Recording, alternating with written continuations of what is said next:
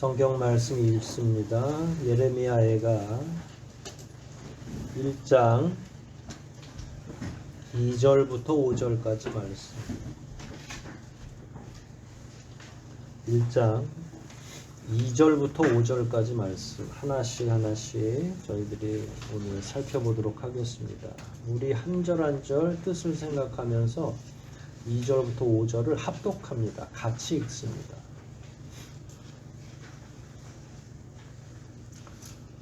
이 책 등에 애자가 써 있어요. 애자. 예레미야 애가 할 때. 자, 찾으셨으면 2절부터 5절까지 말씀을 합독합니다. 2절부터 우리 한 목소리로 같이 읽기를 시작합니다. 밤새도록 슬픔에 흐느껴 눈물이 뺨을 적셔도 사랑하던 자들 중에 그를 위로하는 자가 없고 친구도 다 그를 배반하여 원수가 되었네. 유다 시련을 겪고 포로로 잡혀갔으니 그들이 남의 땅에 살게 되어 평안이 없구나. 그들을 추격하는 자들이 그들을 둥지에 놓아놓고 말하니 시온의 거리가 처량하게 되었으니 명절이 되어도 그것을 찾는 자 없으니까. 모든 성문이 적적하게 들었고 세상들은 탄식하며 처자들은 불신하니 시온이 괴로운 처지에 빠졌구나. 대적이 그의 주인이 되고 원수가 번영을 누리게 되었으니 그의 죄가 많음으로 여호와께서 그를 슬픔 가운데 빠지게 하셨습니다. 그 어린 자녀들이 대적에게 멀리 사로잡혀갔구나.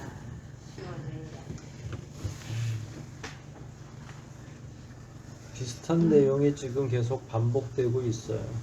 이제 그걸 또 5장이나 쓴 예레미야 심정은 또 어떠했겠어요.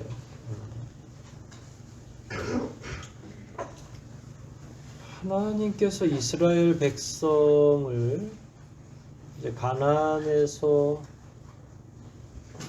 이제 출애굽의 역사를 통해서 가나안 땅으로 이렇게 인도하셨을 때는 굉장히 꿈에 부풀었죠.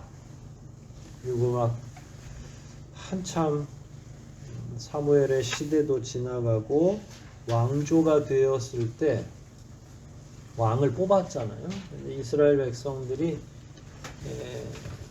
사무엘 왕을 뽑기 전만 해도 계속 하나님께 이제 사무엘에게 이야기했죠. 사울 왕을 뽑기 전에 선지자가 있는 것도 좋은데 우리도 좀 왕이 있었으면 좋겠어요. 왜냐하면 주변에 이렇게 돌아보면 뭐 시시껄렁한 그런 부족 국가들, 작은 국가들에도 자꾸 왕이 있고 지도자가 명백하니까 전쟁도 뭐 또 좀 잘하는 것 같기도 하고 문화가 융성해지는 것 같고 이런 거를 봤겠죠. 그래서 우리도 좀 왕이 있었으면 좋겠어요. 꽤 오랫동안 사무엘에게 압력을 넣었죠. 사무엘도 저를 싫어하는지 백성들이 자꾸 왕을 달라고 하네요. 하나님. 그러니까 하나님께서 뭐라고 그러셨어요? 널 싫어하는 게 아니라 나를 거역하는 거야. 그래서 결론이 어떻게 됐어요? 하나님, 그러면 왕을 한번 세워보렴. 그래서 누가 왕이 됐어요? 사울이 왕이 된 거죠. 그래서 다행히 또 사울이 처음에는 승승장구하고 전쟁도 좀 잘 치르고, 근데 그러다가 이제 사울이 준비된 왕이 아니었기 때문에, 왜냐면 하나님께는 그런 계획이 없었지만 사람들이 그런 계획을 요구한 거니까. 그래서 이제 결국은 사울은 영적으로 굉장히 혼란스러운 상태가 된 거예요. 그러니까 정신이 맑지 않은 거죠. 영이 맑지 않아서 이제 신접한 여인들과 교류하면서 이게 우상도 아니고 귀신에 이렇게 일종의 지배를 당하는. 그러고 나서 이제 누가 두 번째 왕이 돼요? 하나님의 신이 사울에게서 나오고 대신에 사무엘을 통해 다시 기름 부음 받은 다윗에게 하나님의 신은 한 분이지만 무소부재해서 어디든지 참여하실 수 있으니까. 그래서 드디어 이제 다윗이 왕이 되기 위한 하나의 과정으로 기름 부음을 받은 거예요. 그러니까 왕이 되고 다윗 다음에 이제 솔로몬, 그때 정복도 제일 많이 하고 엄청나게 부흥을 한 거죠. 멀리 저 스바의 여왕이 와가지고 관람을 할 정도니까 아유 그냥 완전히 그 르네상스예요. 그 이스라엘의 가장 꽃피는 시절이 언제냐? 다윗과 솔로몬, 그때가 가장 꽃피고 가장 강성하기도 하고, 그때 만일 누군가가 이스라엘은 이러다가 큰일 나겠어, 망할 것 같아, 그렇게 얘기했다면 그거는 안 맞는 얘기죠. 왜냐면 이제서 좀 우리 표현으로는 발동이 좀 걸려가지고 잘하려고 그러는데, 그리고 솔로몬 때 나라가 망해? 그건 불가능하지. 예루살렘은 영원할 거야. 이런 생각들이 있죠. 예루살렘은 안 망할 것이다 라는 사고는 그때부터 계속 이스라엘 백성들 사이 마음속에 있는 거죠. 예루살렘 혹은 이스라엘은 왜 안 망한다고 생각했을까요? 이스라엘 백성들은 왜 그렇게 생각했을까요? 네, 다 맞아요. 여러분들이 생각하는 게 뭘 생각하시는지는 잘 모르겠지만 예루살렘은 누가 정해 주신 거예요? 하나님. 이스라엘은 누구의 백성이에요? 하나님의 선택된 백성. 하나님의 선택된 백성인데 하나님이 정해준 도읍지가 된 거고, 거기서 잘하면 이게 망할 리가 없지. 거룩한 성인데, 하나님이 함께 하시는 성인데 말이에요. 그런데 한 번에 멸망했죠. 한순간에. 영원한 것이 있어요, 없어요? 없는 거죠. 왜 하나님이 정해주시고 하나님의 백성이었고 했는데 또 하나님이 거기를 손을 보시는가? 이게 참 늘 딜레마인 거죠. 여러분이 당하는 고난 가운데에서도 이런 포맷이 있는 거예요. 하나님께서 여러분들을 선택하셨고 여러분도 최선을 다해서 하나님의 은혜 가운데 살기는 하지만 어느 정도 일정 기간이 지나면 그게 흔들리기 시작하고 하나님 믿고서 여기까지 왔는데 정리해야 될 상황이 오는 거잖아요. 이제 이 과정이 가장 문제인 거죠. 한순간에 이렇게 멸망한 까닭은 뭐 다른 거 없어요. 그릇된 믿음의 참담한 결과다. 잘못된 게 있으니까 멸망한 거죠. 하나님께서 괴팍한 분이라서 언제는 잘 줬다가 또 언제는 막 빼앗았다가 이런 하나님이 아니시니까, 그분의 성품만 놓고 보면 자비롭고 은혜가 많으시고 우리를 사랑해 주시는 분이니까 영원히 그게 유지될 것처럼 보지만, 그럼에도 불구하고 때로는 야단치시고 때로는 회초리를 대실 때도 있고, 그런데 그 이유는 결국 그릇된 믿음, 하나님을 거역한 결과로서 한순간에 멸망하는 거죠. 오늘 본문은 그런 결과로서의 참상을 기록하고 있는 내용입니다. 다음 주에도 또 그런 내용이 계속 연결될 거예요. 조금씩 그 은유의 내용이 다르고 하지만 한번 살펴보면서 여러 가지 교훈을 얻으려고 합니다. 2절 볼까요? 2절에 뭐라고 기록되어 있습니까? 그냥 읽으셔도 되고 요약을 하셔도 되고 하나씩 살펴보시면 돼요. 2절 처음부터 한 문장이 뭐예요? 밤새도록 슬픔에 흐느껴 눈물이 뺨을 적셔도. 이런 경험이 있으세요? 있죠. 벌써 그냥 한 40 정도 사신 분들 이상부터는 좀 경중은 달라도 다 이런 괴로움을, 말 못할 괴로움을 당하는 경우가 있죠. 밤새도록 눈물이 뺨을 적신 거예요. 그러면 이제 사랑하는 사람들은 뭐라고 해야 돼요? 예를 들어 부부지간에 이런 문제가 있으면 남편이 아내가 이렇게 막 슬피 울고 있으면 남편은 어떻게 해야 돼요? 드르렁 드르렁 코를 골고 자야 돼요? 아니면 어떻게 해야 돼요? 왜 그래? 안절부절 못 하겠죠. 저를 비롯해서 이게 여자분들이 화가 나면 뭔 이유를 잘 모르니까. 그리고 자꾸 여자분들은 그것도 모르냐 이렇게 얘기하지만 그것도 모르겠으니까 뭐 여하튼 그러니 뭐 가까운 사이도 옆에 사람이 그런 어려움을 당할 때 도대체 왜 그런지도 모르겠고 어떻게 위로해야 될지도 모르겠고 근데 사실은 이건 다 은유잖아요. 과거의 친구들이나 사랑하던 사람들이 내가 지금 너무 아프고 고통스러운데 위로하지 않는다는 거예요. 친구들은 거기 본문을 보면 사랑하던 자 중에 그를 위로하는 자가 없고 어제까지만 해도 사랑한다고 해놓고서 위로도 안 해. 그 다음에 친구들은 다 그를 어떻게 했다고 그랬어요?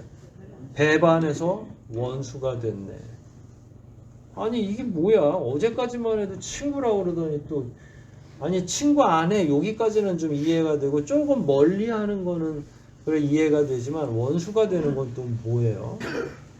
무슨 얘기죠 이게? 이게 이제 이스라엘 내부 문제는 아닌 거예요. 이건 은유적으로 외교 문제를 이야기하는 거예요. 그러니까 외교에서 가장 유명한 표현 중에 하나가 어제 적이 오늘의 동지. 그거 외교 문제에서 나온 거거든요. 구소련이 무너지면서 막 이럴 때 거기가 막 공화국들로 막 흩어지고 지금도 저 우크라이나랑 전쟁하는 건 원래는 다 예전에는 소비에트 연방이었어요. 연방이라고 하는 거는 나라들이 모인 거를 연방이에요. 영연방은 아직도 있거든요. 저 호주도 그렇고 영국 여왕이 동전에 등장해요. 멀리 있음에도 불구하고 그게 하나의 유니온을 이렇게 하는 건데 소비에트 유니온도 해체가 됐죠. 그래서 막 그러다가 이제 지금 전쟁으로 막 여기가 원래 소련의 영토다부터 시작해서 그러니까 친구인 듯한데 헤어지면 친구가 아닌 그러니까 인간 대 인간은 차마 이 정도는 아니에요. 정말로 그거는 의도적으로 접근해가지고 그 상대편을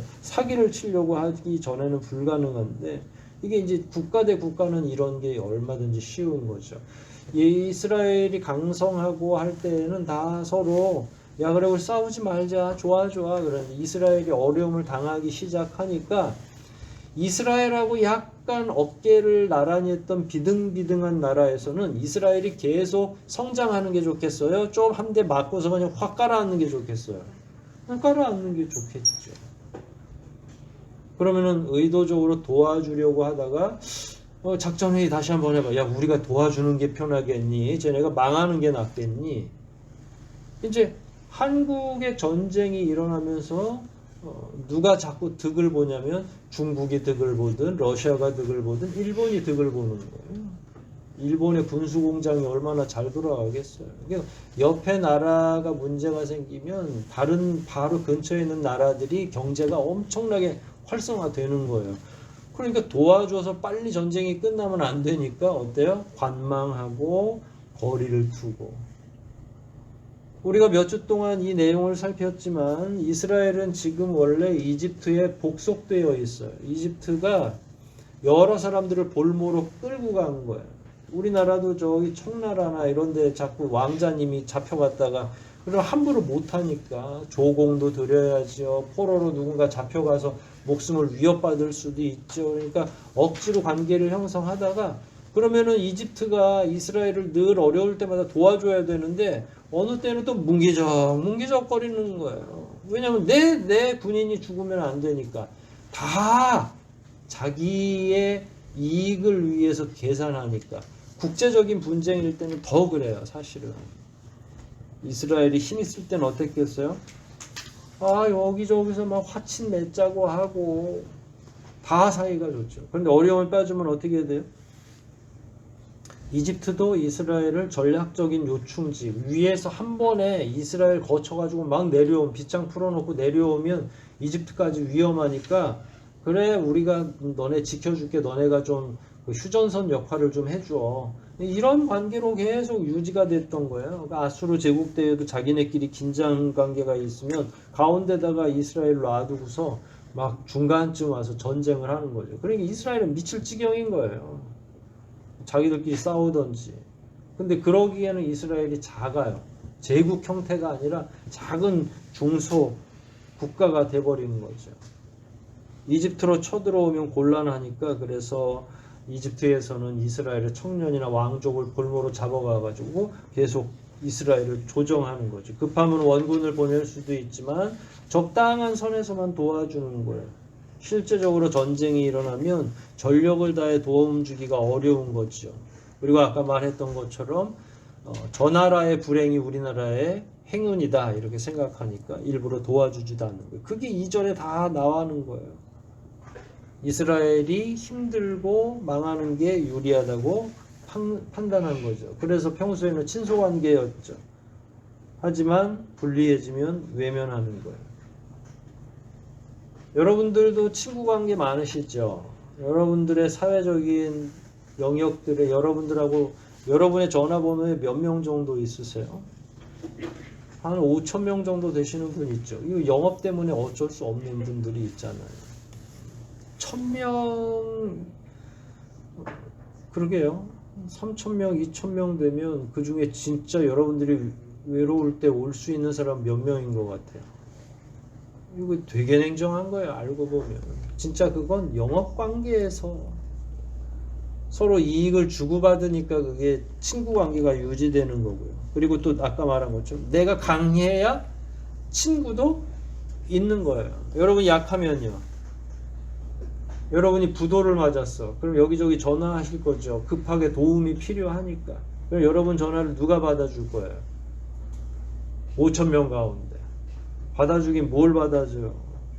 돈 얘기했다가는 아이고 미안해 요즘에 알잖아 나도 그냥 엉망이야. 여러분이 과연 그렇게 해서 그 친소관계에서 몇 푼이나 이게 더 얻을 수 있는지 모르지만 관계라는 게 그렇다는 걸 여기 2절에서 뼈저리게 이야기하는 거예요. 내가 어려우면 연락도 안 받죠. 이게 정말로 뼈 아프고 더 서글픈 상황이에요. 어려울 때 더 그런 게 더 외롭고 더 고통스럽고 이스라엘은 지금 온통 망해가고 있는데 3절을 보면 더 직접적인 표현이죠. 바벨론 포로로 다 잡혀가는 거예요. 누가 잡혀갔는 줄 아세요? 왕족, 귀족, 지혜로운 청년들, 한 나라의 중추적인 역할을 하는 사람들이 전부 잡혀갔어요. 누가 남았다고요? 노약자들, 여자들, 그 다음에 노인들. 데려가야 뭐 노동도 못 시키고 아무것도 안 되는 거죠. 한 나라의 중추적인 역할을 이렇게 잡아갔다고 하는 건 이제 수십 년 동안 전쟁은 엄두도 못 내는 거예요. 왜냐면 젊은 사람들이 있어야 전쟁을 할 거 아니에요. 어르신들만 70대만 있는데 어르신들 많이 계시는 노인정에서는 70대도 막내긴 하지만 그렇다고 그분들이 뭘 전쟁을 하시겠어요? 안 되죠. 수십 년 동안 앞으로 향후 너는 전쟁을 할 생각을 하지 말아라 라는 사인이에요. 그런데 이게 전쟁뿐만 아니라 국가가 재건이 되겠어요? 안 되겠어요? 이렇게 되면 국가 재건 안 되는 거예요. 그러니까 참 비참한 상황을 그런데다가 당장의 억울함이나 이 어려움이 한 10년 있다 풀리면 돌아올 것 같으면 괜찮은데 몇 년이에요? 포로기가 70년. 그럼 아무리 좀 러프하게 잡아도 3대예요. 3대. 25세 정도에 결혼을 하잖아요. 이 당시엔 더 빨리 했단 말이에요. 20대 초반에 다들 했어. 그럼 적어도 3대 또 발 빠르면 4대. 20대 청년으로 여기 잡혀갔으면 90살이 되는 거예요. 그동안에 거기서 다 정착을 해야지 어떻게 하겠어요. 누구랑 결혼해요? 다 바벨론 사람하고 결혼하는 거예요. 그래서 느헤미야랑 다 총독들 에스라랑 다 예루살렘으로 다시 돌아갑시다 그랬는데 안 돌아오는 사람들 부지기수인 거예요. 왜냐하면 거기서 이미 3대 4대를 살아가면서 그렇게 뿌리를 내리고 사는 거죠. 참 이게 슬픈 현실인 거예요. 그러니까 바벨론에서 이스라엘이 고깝게 하니까 계속 그렇게 경고를 했음에도 불구하고 강렬하게 항쟁을 하니까 바벨론에서 느부갓네살 왕이 이스라엘의 시스템을 완전히 깨트려 버린 거예요. 도저히 다시 회복할 수 없을 정도로. 그런데 심지어 이 상황은 예레미야가 알고 있었어요? 모르고 있었어요? 알고 있었죠. 그럼에도 더 슬프고 고통스러워. 아는 건데도 불구하고 왜 이걸 또 기록했을까요? 다 아는 얘기인데 이 책은 후대에 읽어야 되잖아요. 너네 이거 잘 조심하지 않으면 나중에 또 역사는 동일한 사건이 반복되진 않지만 패턴으로 똑같이 이런 패턴으로 하는 거예요. 사사기가 은혜가 있으면 조금 있다가 딴짓하다가 또 이웃 나라에서 쳐들어오고 그게 이제 회초리가 되면 살려주세요 하고 회개하고 그러면 긍휼하신 하나님이 살려주고 그러고 또 사사가 살려주자. 그러다가 조금 더 은혜로우면 또 딴짓하고 이게 패턴이라고 하는 거거든요. 그럴 때마다 말씀을 뒤집어서 읽어야 되는 거죠. 우리가 지금 어떤 패턴으로 일하고 있는지. 4절은 어떤 내용입니까? 4절 읽어볼게요. 4절은 시작.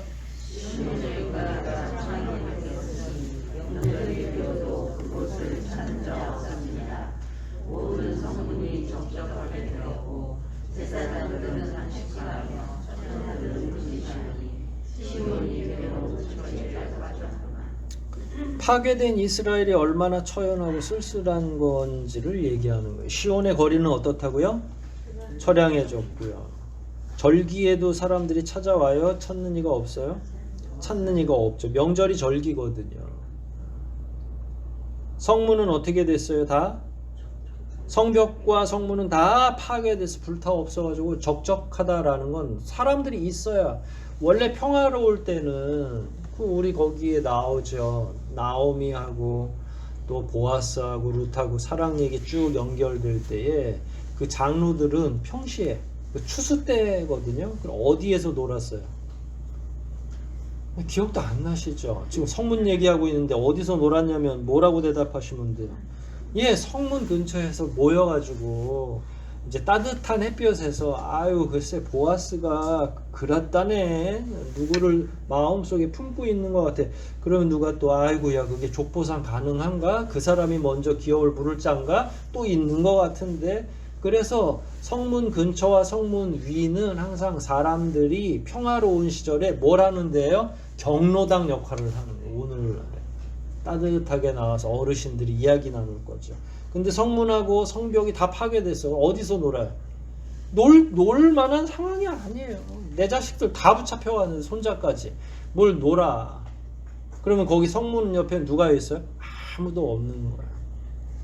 그러니까 4, 5주 전만 해도 몇 개월 전만 해도 거기에 볕만 좋으면 사람들이 다 나와서 그렇게 재미있게 흥겹게 얘기도 하고 모두 했는데 이제는 아무것도 할 수, 사람들이 찾아오질 않는 거죠. 제사장은 탄식해요.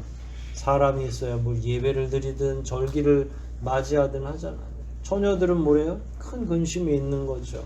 아니 짝을 이루어서 같이 축제도 하고 즐거움을 그리고 미래를 약속할 그 결혼 상대자도 구하고, 이거는 국가로서는 당연한, 그러니까 이게 일상인데 일상이 하나도 지금 이루어지지 않고 있는 거죠. 파괴되니까.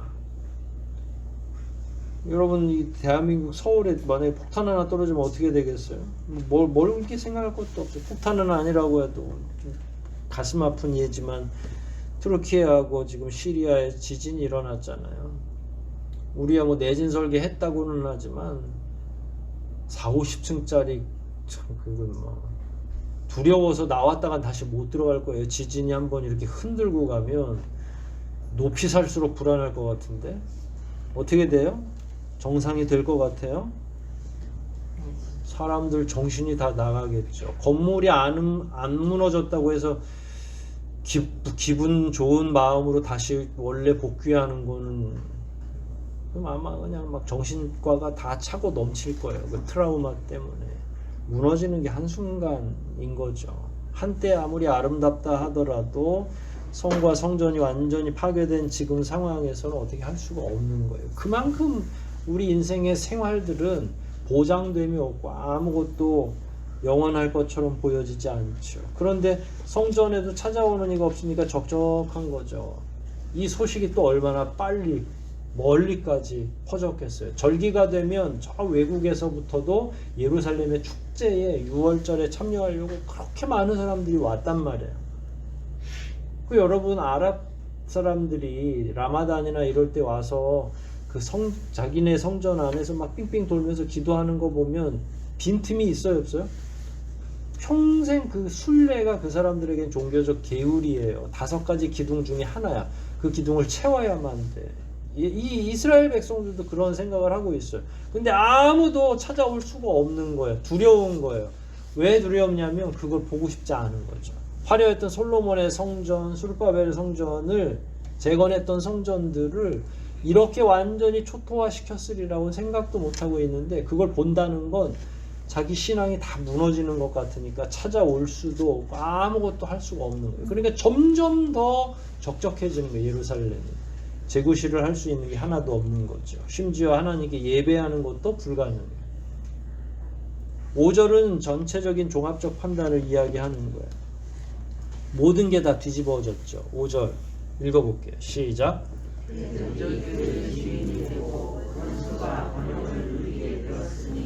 그의 죄가 많음으로 여호와께서 그를 슬픔 가운데 빠지게 하셨으나 그 어린 자녀들이 대적에게 멀리 사로잡혔다. 대적들이 주인이 되고 원수가 더 커져서 번영을 누리고. 예레미야는 알았어요? 못 알았어요? 알았죠. 하지만 후대를 위해서 또 기록하고 있는 거죠. 근데 문제는 그거예요. 이 5절에서 왜 고난을 당하는지를 설명하고 있잖아요. 5절을 잘 보세요. 왜 고난당한다고 얘기했죠? 이유가 설명되어 있죠. 예, 그의 죄가 많음으로. 정확히 잘 보셨어요. 근데 그는 누구예요? 이스라엘 전체를 의미하는 거예요. 그런데 더 조금씩 좁혀가면 통치자들, 왕족들, 그 다음에 종교 지도자들. 이 사람들은 그러면 어떻게 죄를 지은 거예요? 하나님의 지속적인 경고를 무시한 거죠. 하나님이 선지자들을 통해 말씀하시는 걸 지속적으로 무시하고 지속적으로 우상 숭배한 거예요. 예레미야는 이런 상황에서 바벨론에 항복해야 됩니다. 그랬더니 예레미야를 가두고 때리고 죽이려고 하고, 아니다, 우리는 이집트가 좋다. 이집트랑 아무리 예레미야가 얘기해도 야, 정치적으로 이런 상황을 봐야지. 이집트가 우리의 영원한 맹방이고 지금 우리 왕족들이 이집트에 지금 볼모로 잡혀갔는데 어떻게 바벨론하고 친소관계를 맺겠냐. 그러면 당장 이집트에 잡혀간 우리의 볼모들은 죽임을 당하지 않겠냐. 뭐 다 타당하죠. 여러분, 항상 타당하지 않아서 반대하는 게 아니라 타당함에도 또 반대할 수밖에 없는 거예요. 그러니까 하나님의 말씀, 하나님의 경고는 타당하지 않은 것처럼 보여지죠. 지금 이스라엘 백성들이 경험하는 건 이집트 정책이 맞는 것처럼 보여진단 말이에요. 그러니까 아무도 이야기하지 않아요. 근데 하나님이 혹시 여러분들에게 이런 제안을 하신다면 여러분의 수준에서 생각할 수 있는 방식으로만 제안하진 않으실 거예요. 잘 기억하셔야 돼요. 이게 나한테는 안 될 것 같은데 함에도 불구하고 하나님이 하시라고 하면 그건 하나님이 알아서 하실 일이에요. 대안이 있기 때문에. 그런데 하나님이 하시라고 하는데도 안 될 것 같아서 여러분이 뭔가 대안을 찾아야 된다면 그 책임은 누가 져요? 자기가 져야 돼요. 끝까지. 근데 꼭 우리는 그렇게 저지르고 나서 기도하는 거죠. 그러니까 하나님이 바벨론에게 포로가 되든 항복하라고 했으면 책임은 다 하나님이 지시면 돼요. 이렇게 왕까지 막 잡혀가고 왕의 아들들이 눈이 빠지고 이럴 필요도 없었어요. 잡혀가는 건 사실일 수 있지만. 하지만 그걸 선택은 이스라엘 백성들이 했으니까 결국은 그 책임은 이스라엘 백성들이 스스로 져야 되죠. 자, 이렇게 해서 그가 죄가 많음으로 이런 일들이 생겼어요. 원인이 있죠. 결과는 어떻게 나타난 줄 아세요? 결과는 뭘로 나타났어요? 5절에 슬픔 가운데 빠지게 하셨음이라. 예, 그게 더 문제인 거예요. 뒤가. 이게 총체적으로 슬프다라는 거고요. 그 뒤에 한 구절이 더 나오잖아요. 뭐예요? 그 어린 자녀들이 대적에게 멀리 사로잡혔다. 하나님의 진노의 원인은 지도층인데 잡혀간 건 누구예요? 자녀들. 말씀을 거역한 대가가 뭡니까? 본인들을 넘어서서 자녀들까지. 아이고야. 우리가 제일 약한 부분이 있죠. 이거 어쩌면 좋겠어요? 왕은 뭐 이미 왕의 두 아들은 왕이 보는 앞에서 참사를 당했어요. 그리고 왕은 그걸 마지막으로 보고 눈이 빠진 거예요. 그 사람 평생 마지막 장면이 뭐예요? 아니, 아름다운 거 보고 눈이 실명이 돼도 시원찮은데 자기 자식들을 죽이는 걸 보고서 눈이 빠졌으니까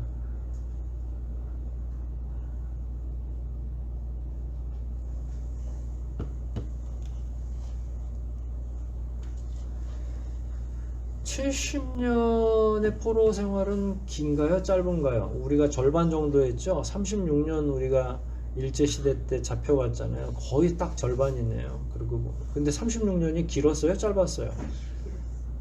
완전히 우리 거 다 가져가고요.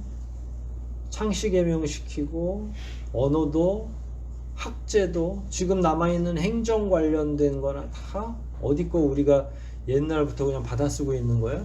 일제시대 때 거를. 그만큼 무서워요. 70년이면 어느 정도인 것 같아요? 어마어마하죠 사실은. 아까 말했잖아요. 적어도 3대 4대가 타국에서 그냥 애기 낳고 살아야 되는 거예요. 그래서 나중에 돌아가자고 그랬더니 돌아와요 안 와요? 못 돌아오는 거예요. 안 돌아오는 게 아니라 이미 거기서 다른 여자, 타국 여자 만나서 결혼하고 3대가 지난 그런 상황이니까 그 자체가 문화적으로는 너무 쓸쓸한 거예요 사실은. 근데 더 놀라운 건 뭔 줄 아세요? 이게 70년이 길다고 그랬잖아요. 이스라엘 백성들이 하나님을 배반한 시기는 이거보다 훨씬 더 길은 거예요. 아무튼 솔로몬 때부터 그야말로 우상 숭배하기 시작한 거잖아요. 하나님이 이런 내용들에 대해서 경고하려고 많은 선지자들을 보냈을 때 이스라엘들은 어떻게 반응했어요? 옥에 가두거나 때리거나 죽이거나 죽였어요. 아합과 이세벨이 있을 당시에는 끔찍한 거죠. 하나님의 선지자들을 막 데려다가 죽이는 거예요. 그러니까 70년이 길어 보여도 이거는 지금 그 조상 대대로 쌓였던 죄에 대한 하나님의 최소한의, 정말로 최소한의 회초리일 정도죠. 그동안 이스라엘 백성들이 하나님 앞에 얼마나 패역하게 살았는지를 기억해낸다면, 그래서 역대든 열왕기든 왕들의 역사를 이렇게 보면서 악한 자들이 얼마나 악행을 하는지를 다 하나씩 열거해 놓는다면 70년 정도 가서 이렇게 살다가 오는 건 일도 아닌 거죠. 이 끔찍한 역사가 그런 상황에서 있는 거예요. 그야말로 한시적인 심판인 거죠. 그럼에도 불구하고 인생들에게는 희망을 걸기에는 너무 긴 기간이죠. 고통의 시간이 너무 꽤 길은 거예요. 이런 게 다 그들이 잘못했기 때문에 생긴 거고, 결국은 그 모든 것들은 그들의 자손들이 경험하게 될 최악의 경험을 하게 되는 거죠. 오늘날 환경을 망하게 하고 기후가 지금 위기가 있고 뭐 전 지구적으로 문제가 되죠. 50대 이상은 뭐 그렇게 애쓰지 않으셔도 돼요. 왜냐면 우리 때는 뭐 갑자기 망해서 죽지는 않을 것 같아요. 그런데 그럼 누가 나중에 숨을 못 쉬어요? 여러분들의 손자 손녀들이 숨도 못 쉬고 사는 거예요. 이게 그런 거예요. 연좌제로 할 필요도 없어. 그걸 누군가가 의도적으로 너네 자녀들이 고통받아야 돼 라고 해서 받는 게 아니라 그냥 우리가 무심하면 그냥 그렇게 자연의 순리도 그렇게 정리되어 있는 거예요. 하나님이 막 악한 마음을 품고 계셔서 꼭 이렇게 된 게 아니라 결국은 자기들이 하나님 말씀 안 들어서, 원래 바벨론도 강성했는데 말씀도 안 들으니까 그냥 가만히 하나님은 계신 거예요. 너희들이 어디까지 안 듣나 보자. 그래 쳐들어왔어요. 잡아갔어요. 70년이나. 하나님이 뭘 하셨어요? 아무것도 안 하셨어요. 그냥 놔두신 거예요. 꾸준히 하나님 싫다고 한 그 백성들을 놔두신 거죠.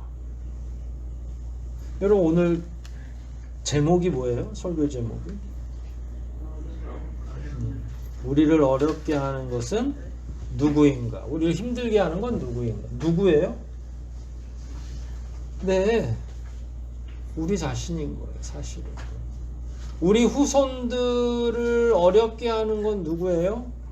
할머니들 여기 계신. 우리 집사님도 할머니 됐고, 송경심 집사님도 할머니 됐고, 신전순 집사님 할머니 됐고, 다 할머니야. 어떻게 하실 거예요? 우리의 무질서, 우리의 죄, 우리의 어리석음. 아유 하나님 차라리 저를, 그냥 아이들 아플 때 엄마들이 꼭 안고 그 기도하거든요. 차라리 저를 아프게 하시지 왜? 근데 나중에 이제 이런 참담한 결과들이 왔을 때는 후회도 소용이 없는 거예요. 아유 뭐 제가 여러분들 협박해가지고 뭘 어떻게 하겠다고 협박하겠어요. 그냥 본문에 나와 있는 내용이 그 내용이에요.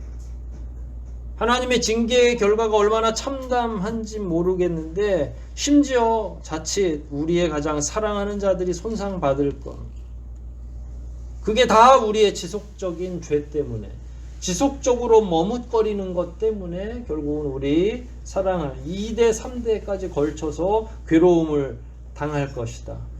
그럼 어떻게 할 것이냐? 해결 방법은 뭐냐? 그냥 말씀 읽으시면 돼요. 말씀 읽고 회개하고 하나님 앞에 겸비해서 사는 거 외에는 다른 용 빼는 재주가 없어요. 뭐 특별한 게 있겠어요? 물론 뭐 특별 40일 새벽 기도도 할 수 있고 막 1년 내내 금요 철회할 수도 있겠죠. 그런 거 말고 그렇게 뭐 무리할 필요도 없어요. 그냥 깨닫고 하나님 잘못했습니다. 회개하는 수밖에 없잖아요.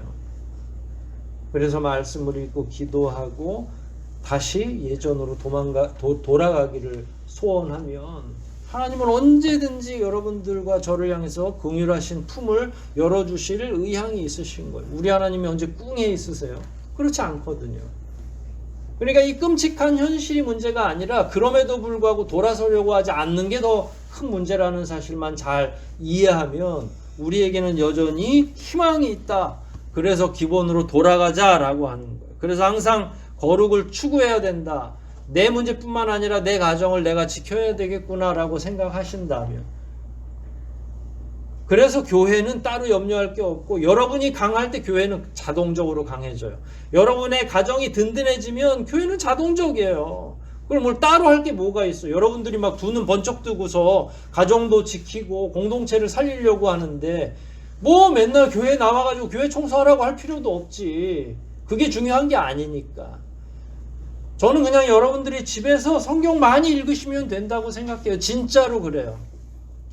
성경 더 많이 읽으시고 한 자락이라도 잊어버리지 않으려고 한 절씩이라도 쓰세요.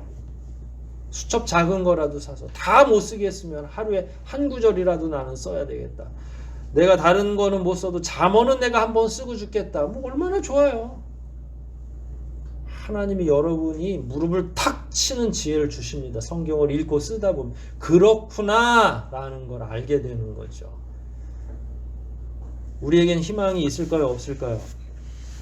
희망이 있을까요? 없을까요? 있어요.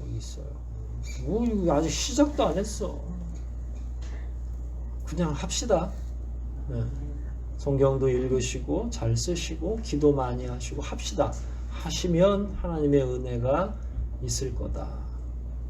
그런 마음으로 올 한 해 반드시 여러분과 여러분의 가정, 여러분의 자녀, 손자들, 손녀들까지도 안심한 하나님의 품 안에 다 안기시기를 주의 이름으로 축원드립니다. 우리 말씀들 생각하면서 한번 기도하십시다.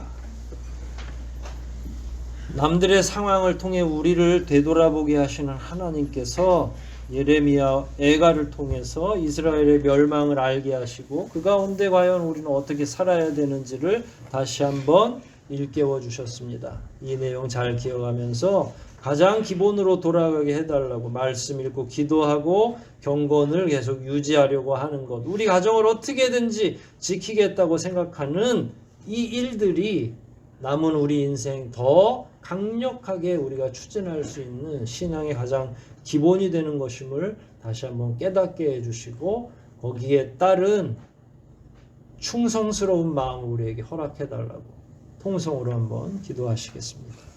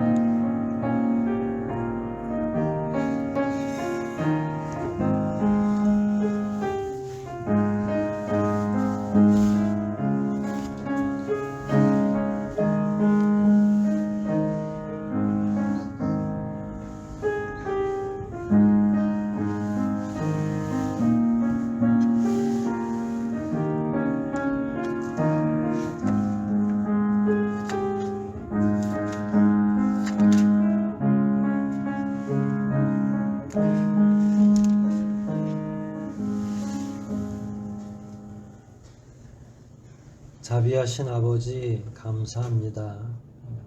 하나님이 우리에게 말씀을 읽게 하신 까닭은 무작정 경고하고 우리를 불안하게 하려고 하심이 아니라 그 가운데서 소망을 발견하게 하시고 잘못된 부분을 교정케 하시려는, 여전히 우리를 사랑하시고 기회를 주시려는 그 마음으로 우리에게 이런 말씀을 읽히는 것을 잘 압니다. 하나님, 이번에 기회 놓치지 않게 도와주시옵소서. 게으름이 우리를 지속적으로 어리석게 만들지 못하도록 저희 스스로가 깨우게 하여 주시옵소서. 새가 우리 머리에 앉을 수는 있지만 둥지를 짓도록 허락하는 그 어리석음은 범하지 않게 도와주시옵소서. 늘 깨어 기도하게 도와주시고 말씀 기록하게 도와주시고 한 구절 한 구절 말씀을 읽어나가게 도와주심으로 결국은 말씀으로 밖에는 해결이 안 되는 이 상황들을 잘 기억하여 하나님께서 기쁘시는 삶으로, 기뻐하시는 삶으로 우리가 다시 들어가게 도와주시옵소서. 능력 주시는 자 안에서 이 모든 것이 가능하다는 것을 믿사와 우리를 구원하신 예수님의 이름으로 기도하옵나이다. 아멘.